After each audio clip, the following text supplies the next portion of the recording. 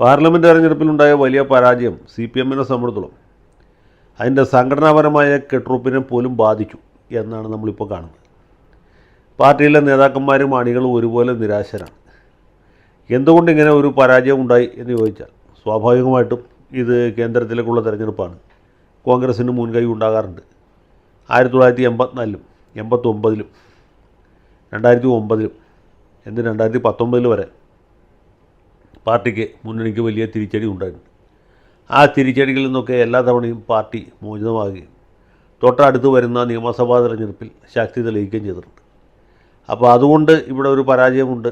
ആ പരാജയം കൊണ്ട് പാർട്ടിയുടെ അടിത്തറയ്ക്ക് ഇളക്കം തട്ടി എന്നൊന്നും കരുതുന്നതിൽ കഥയില്ല. പക്ഷേ ഇത്തവണത്തെ ഒരു പ്രത്യേകത ഈ ഭരിക്കുന്ന സർക്കാരിനെതിരായിട്ടുള്ളൊരു വിധിയെഴുത്താണ് ഇവിടെ ഉണ്ടായിട്ടുള്ളത് എന്ന ഒരു തോന്നൽ. ആ തോന്നൽ മാത്രമല്ല, അതിൽ വലിയ വസ്തുതയുണ്ട്. അത് പാർട്ടി അണികളുടെ ഇടയിലുണ്ട്, പാർട്ടിയുടെ ഇടത്തരം നേതാക്കന്മാരുടെ ഇടയിലുണ്ട്, മുതിർന്ന നേതാക്കന്മാരുടെ ഇടയിലുണ്ട്. പാർട്ടിയുടെ കേന്ദ്ര നേതൃത്വത്തിന് വരെ അതിനെക്കുറിച്ച് വ്യക്തമായ ധാരണയുണ്ട്.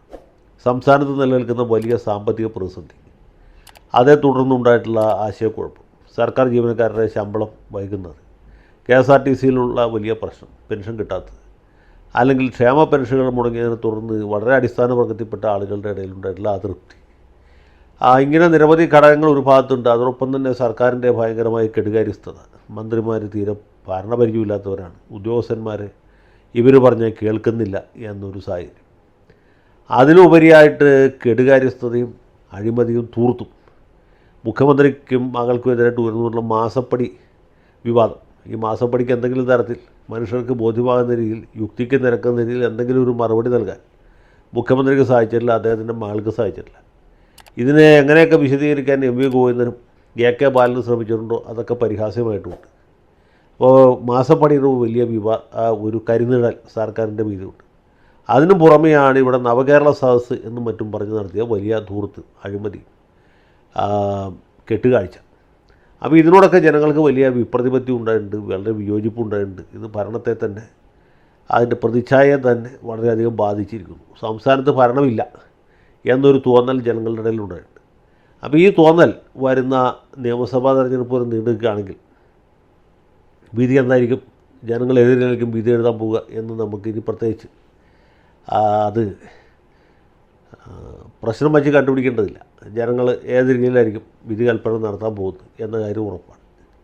മറുഭാഗത്ത് കോൺഗ്രസും മുസ്ലിം ലീഗും ഒന്നും അങ്ങനെ വലിയ കെട്ടുറപ്പില്ലാത്ത അവസ്ഥയിലാണ് നിൽക്കുന്നതെങ്കിൽ പോലും ഇടതുപക്ഷത്തിൻ്റെ ദൗർബല്യം കൊണ്ട് അവർ ജയിക്കും എന്ന സാഹചര്യം ഉണ്ടായിരിക്കും. മാത്രമല്ല, മുൻ തെരഞ്ഞെടുപ്പുകളെ അപേക്ഷിച്ച് BJP വലിയ മുന്നേറ്റം ഉണ്ടാക്കിയിട്ടുണ്ട്. അവർ ഒരു സീറ്റ് ജയിച്ചു എന്നതിലുപരി പല സീറ്റിലും അവരുടെ സാന്നിധ്യം വളരെ പ്രബലമായി.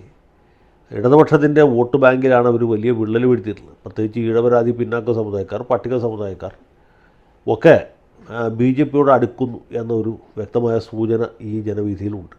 ഇങ്ങനെ വലിയ ആശയക്കുഴപ്പത്തിൽ കൂടി CPM കടന്നുപോവുകയാണ്. എന്നാൽ പാർട്ടി അണികളെയും നേതാക്കന്മാരെയും ഒക്കെ ഉറപ്പിച്ച് നിർത്താൻ, അവരുടെ നഷ്ടപ്പെട്ട ആത്മവിശ്വാസം വീണ്ടെടുത്തു കൊടുക്കാൻ പറ്റിയൊരു നേതൃത്വം ഇന്നിപ്പോൾ പാർട്ടിക്കില്ല. പാർട്ടിക്ക് ഒരേ ഒരു നേതാവുള്ളത് പിണറായി വിജയനാണ്. കൂട്ടായ നേതൃത്വം എന്നൊക്കെ കടലാസിന് മാത്രമുള്ളൂ. അപ്പോൾ ഇങ്ങനെ ഒരു പരിതസ്ഥിതി നിലനിൽക്കും. പാർട്ടിക്കാരുടെ ആത്മവിശ്വാസം നഷ്ടപ്പെടും. അത് പ്രാദേശിക തലത്തിലേക്ക്, ജില്ലാ തലത്തിലേക്കൊക്കെ വ്യാപിക്കും.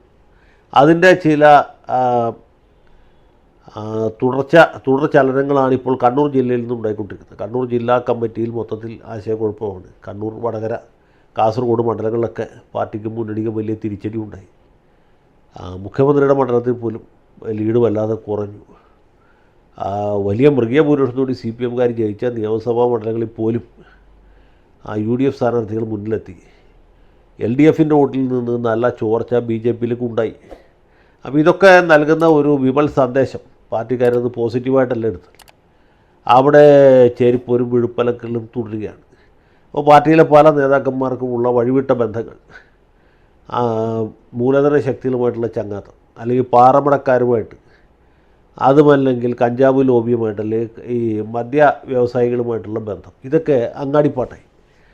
മുമ്പ് പാർട്ടി അച്ചടക്കം ഭയന്ന്, അല്ലെങ്കിൽ പാർട്ടിയുടെ മുതിർന്ന നേതാക്കളെ പേടിച്ച് പറയാതിരുന്ന കാര്യങ്ങൾ ഇപ്പോൾ ആളുകൾ ഉറക്കെ തുറന്നു പറയാൻ തുടങ്ങി. അതിൻ്റെ തുടർച്ചയായിട്ടാണ് കണ്ണൂരിലെ പ്രമുഖ നേതാവായ P. ജയരാജൻ്റെ മകന് ഈ സ്വർണ്ണക്കടത്ത് സംഘങ്ങളുമായിട്ട്, കുഴൽപ്പണ ബിസിനസ്സുകാരുമായിട്ടൊക്കെ ബന്ധമുണ്ട് എന്ന രീതിയിലുള്ള വെളിപ്പെടുത്തലുകൾ പുറത്തു വന്നിട്ടുള്ളത്. ഇതുമായി ബന്ധപ്പെട്ട് ആരോപണം ഉന്നയിച്ചതിന് കഴിഞ്ഞ കുറച്ച് നാളായിട്ട് സംശയദൃഷ്ടിയിൽ നിന്നിരുന്ന ആളാണ് കണ്ണൂർ ജില്ലാ കമ്മിറ്റി അംഗം മനു തോമസ്. ഇപ്പോൾ അദ്ദേഹം പാർട്ടി മെമ്പർഷിപ്പ് പുതുക്കാൻ വിസമ്മതിച്ചു. ഇനി പാർട്ടിയുമായിട്ടൊരു ബന്ധമില്ല, താൻ പുറത്തു നിന്ന് പോരാട്ടം തുടരും എന്ന് വ്യക്തമാക്കിയിരിക്കുകയാണ്. അത് അദ്ദേഹം വ്യക്തമാക്കലും പി ജയരാജൻ്റെ മകനടക്കമുള്ള ആളുകൾ ഇയാൾക്കെതിരെ ഏതാണ്ട് കൊന്നുകളയും എന്ന രീതിയിലുള്ള ഭീഷണി മുഴക്കിക്കൂട്ടി രംഗത്ത് വന്നിട്ടുണ്ട്. അതോടുകൂടി മനു തോമസ് പറഞ്ഞ കാര്യങ്ങൾക്ക് കുറച്ചുകൂടി ആധികാരികത കൈവന്നു. അദ്ദേഹം നേരത്തെ തന്നെ പറഞ്ഞിരുന്നു സ്വർണ്ണക്കടത്ത് സംഘങ്ങളുമായിട്ട് ഇന്ത്യൻ ആളുകൾക്ക് ബന്ധമുണ്ട്. അങ്ങനെ ആരോപിക്കപ്പെട്ടതിൽ ഒരാളെയാണ് ഇവിടെ കേരള യുവജനക്ഷേമ ബോർഡിൻ്റെ ചെയർമാനായിട്ട് നിയമിച്ചത്. ഇതുപോലെയൊക്കെ ഉള്ള സംഗതികൾ ഒരു ഭാഗത്ത് നടക്കും. അതേ സമയത്ത് തന്നെ ഈ ആരോപണങ്ങൾ ഏതെങ്കിലും രീതിയിൽ പ്രതിരോധിക്കുന്നതിൽ പാർട്ടി പരാജയപ്പെടും. പാർട്ടി സെക്രട്ടറി ഒരു വിധത്തിൽ പ്രസ്താവന ഇറക്കുന്നു, മറ്റൊരു നേതാവ് വേറൊരു രീതിയിൽ പ്രസ്താവന ഇറക്കുന്നു, മൂന്നാമൊരു നേതാവ് മൂന്നാമതൊരു തരത്തിൽ പ്രസ്താവന ഇറക്കുന്നു. ആണികളുടെ ആശയക്കുഴപ്പം വർദ്ധിക്കുന്നു.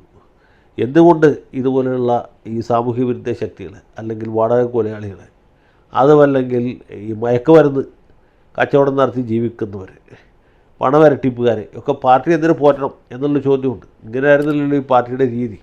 ഇവരുമായിട്ട് ചങ്ങാത്തമുള്ള ആളുകളെ പുറത്താക്കുക എന്നുള്ളതാണ്. ഇപ്പോൾ ഇത് ആരോപണം ഉന്നയിക്കുന്നവരെ പുറത്താക്കുക എന്ന നിലയിലേക്ക് കാര്യങ്ങൾ എത്തിയിരിക്കുകയാണ്. ഇപ്പോൾ തൃശ്ശൂർ ജില്ലയിലെ കരുവന്നൂർ ബാങ്ക് ഇടപാടിൽ ഇത് തന്നെയാണ് സംഭവിച്ചത്. ആരോപണം ഉന്നയിച്ച ആളെ പാർട്ടി ആദ്യം തന്നെ പുറത്താക്കി. അതുകൊണ്ട് എന്താ വെച്ചാൽ ഈ അഴിമതി വളരെ കാലം നീണ്ടു പോയി. ഇപ്പോൾ അത് എന്ത് ചെയ്താലും തിരുത്താൻ പറ്റാത്ത സാഹചര്യത്തിൽ എത്തിയിരിക്കുന്നു. അതുകൊണ്ട് ഈ പാർട്ടിയുടെയും പ്രസ്ഥാനത്തിൻ്റെയും ഭരണത്തിൻ്റെയും സഹകരണ വകുപ്പിൻ്റെയും ഒക്കെ പ്രതിച്ഛായ ആകെ മോശമായിരിക്കുകയാണ്. അപ്പം ഇങ്ങനെയാണ് കാര്യങ്ങൾ പോയിക്കൊണ്ടിരിക്കുന്നത്.